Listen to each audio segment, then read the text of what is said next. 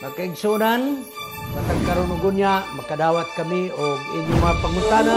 Happy Whispers Meeting Tibok na kalibot. Atong tulmanon oras sa atong Padaran ko silang issue na walay kalabutan sa Diyos. Magdesidir na ganita nga mo serbisyo sa atong Ginoo. Ang yawa, mangita o pamagi, mo-offer na mura-mura po ug iya sa Diyos. Ang inahan kanya aligaran ang napulog sa mga Di anak. na ko kalimutan tiyon sa Ginoo. Nga ang tanang mga kalisod iyang isukli.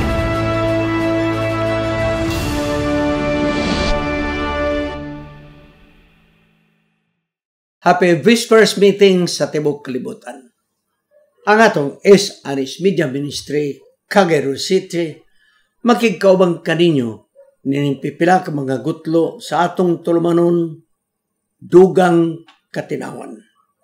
Mao kinang panahon nga atong pagatubagon ang inyong mga pangutana, hatag pagtagad inyong mga sugyot, o tulutimbangon ang inyong mga opinyon. Sa pagsugod, magampo kita. Gamhanan nga Diyos, salamat nga si Ginisos imong gipadala, o dito sa Kalbaryo sa krus na hugasan ang among mga sala. Tungod sa imong gugma, kami o Diyos na hinluan. O balang Espiritu ikaw mukunsad sa matag usa kanamo sa tibok naong sayuta. Aron among masabtan ang imong kabubuton sa mga pangutana, hatagan mo kami sa igo nga giya sa among pagkinabuhi. Salamat nga ikaw nagatubag sa among pag-ampo sa ngalan ni Jesus manluluwas. Amen.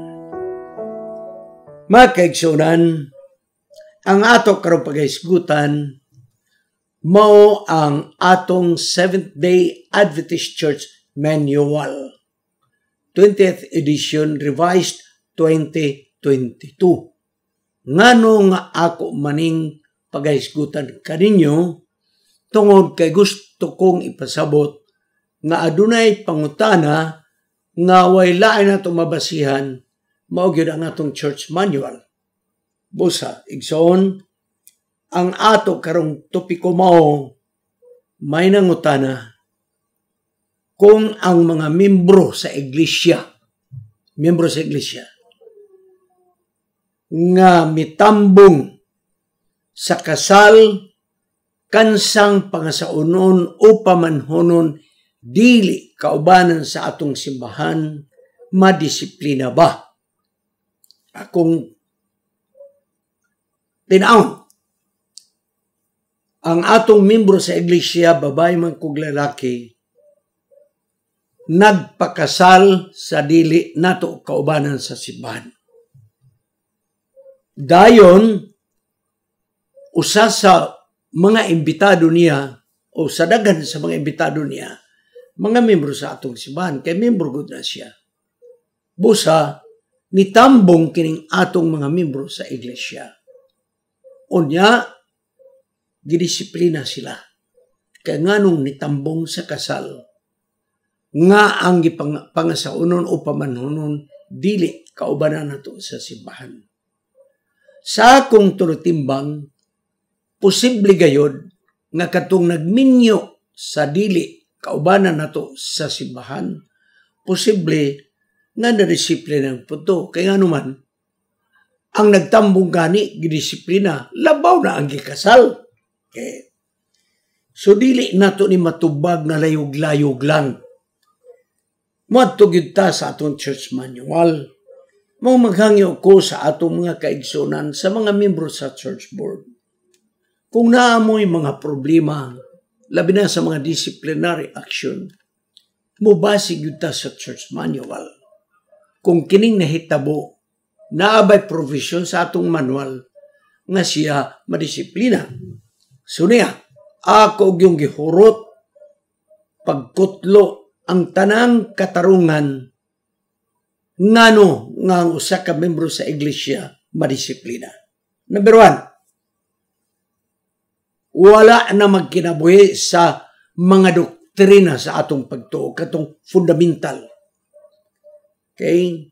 Dayon, ang mga pagtulunan sa atong simbahan, lahi na gyud ang iyang gikadabuyan. kato mga fundamental beliefs, igsoon, lahi na ang iyang pagtuo. Kana subject na sa disiplina. Number 2, ang paglapas sa kasuguan sa Dios sama sa nagsimba og Dios, nakapatay, nangawat, okay?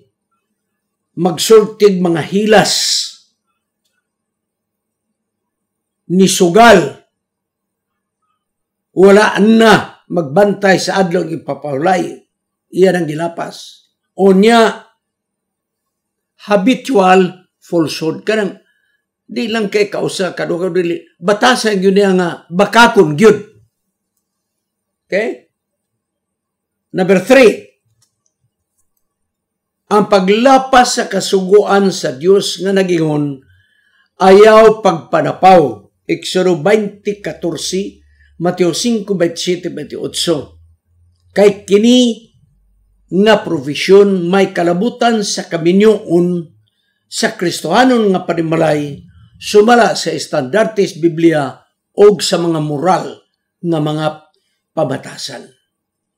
Padayon, bisag unsa nga binuhatan nga adunay sexual nga mga intimacy, dunay sexual contact, unya ang imong gibuhatan sa sexual intimacy, dili imong asawa, dili imong bana, o kaha, naniay so na, magbantay ta, pagbantay mo mga minyo.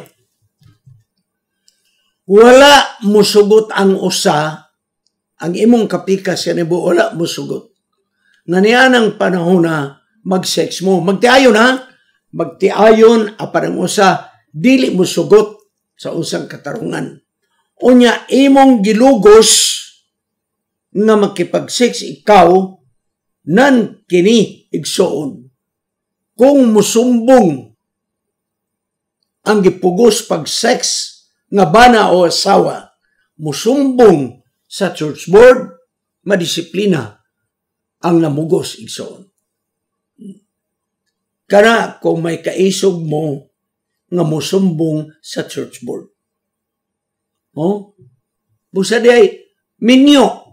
Pero ingon ang bana, ga, di sa gyutaan na, mamugos ang asawa. Ang botog, nabi asawa nga mamugos. Pwede mo report ang bana nga to church board. Church board. Ang akong asawa, gipugos kong sex nga, gikapuy ko. Oh. Madisiplina ang asawa. Pero baliho na to. Kasagaran yung mamugos ang bana. Nga bana, paminaw mo. Mailag di mo sumbong inyong asawa.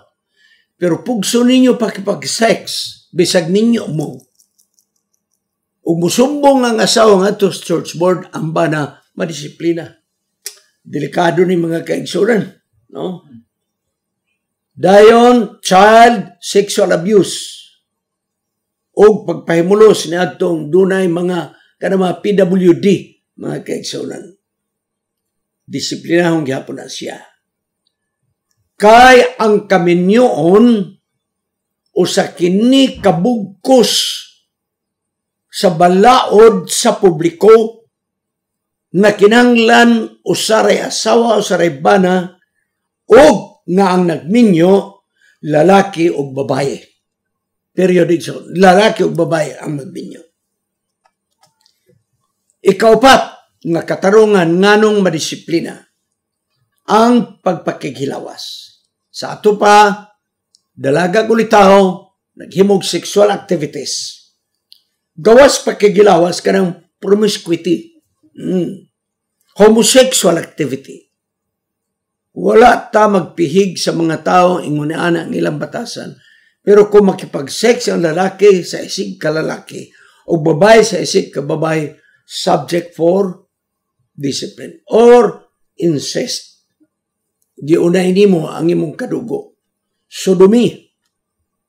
Ang lalaki gilugos sa isig kalalaki or bestiality, mga kaigsunan. Mao na ang sakop sa fornication. Madisiplina. Ikalima, nag-imprinta ka o nag-reproduce ka, nag-burn ka og mga mahilas nga mga hulagway o video pornographic, subject for discipline. Nigamit ka, ha? Okay. Atong, ayun. The production. Ato pa, tingali na maligya ka ng hatag ka sa mga picture o ka USB nga na ay mga hilas ng mga talanahon. Okay? Naghubo babae, naghubo lalaki. Or, mismo ikaw na gamit ni tanaw ka. Or ikaw nag-distribute mo na imong pangita katong mga mahilas ng mga hulagway, madisiplina. Number 6, ikso niya, ha?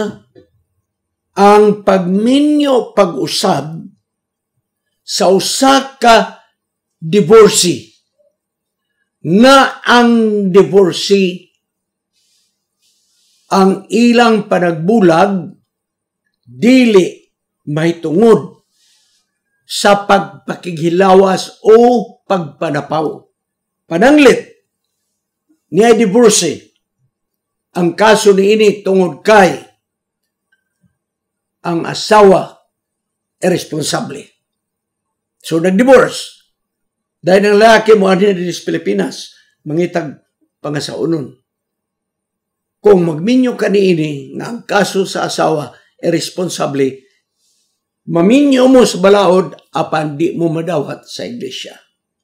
Kinahanglan ang issue nga adunay pagpakighilawas o ang wala makasala sa kaminyoon sa pagkighilawas mo'y magkatungod sa pagminyo pag-usab. Kana kung may legal papers nga divorce or annulment.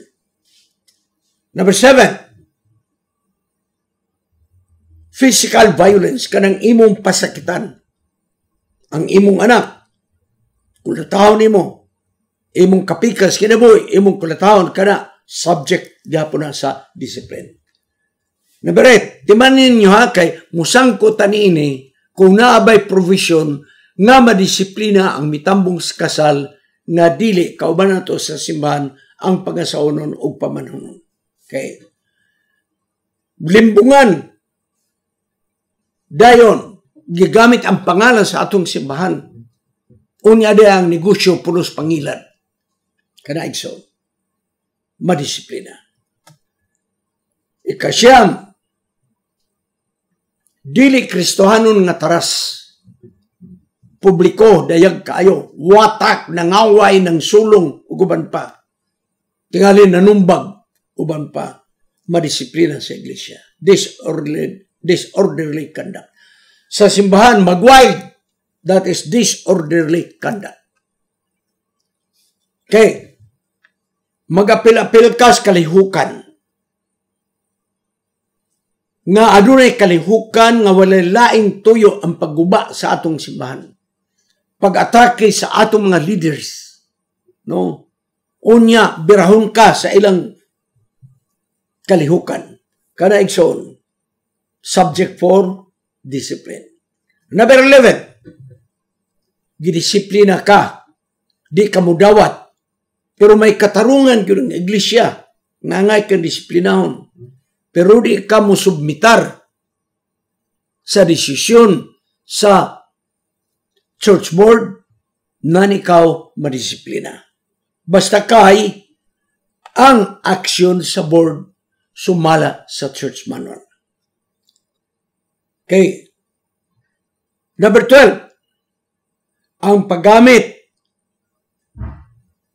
pag-manufacture, pagbaligya sa makahubog na mga ilimnon.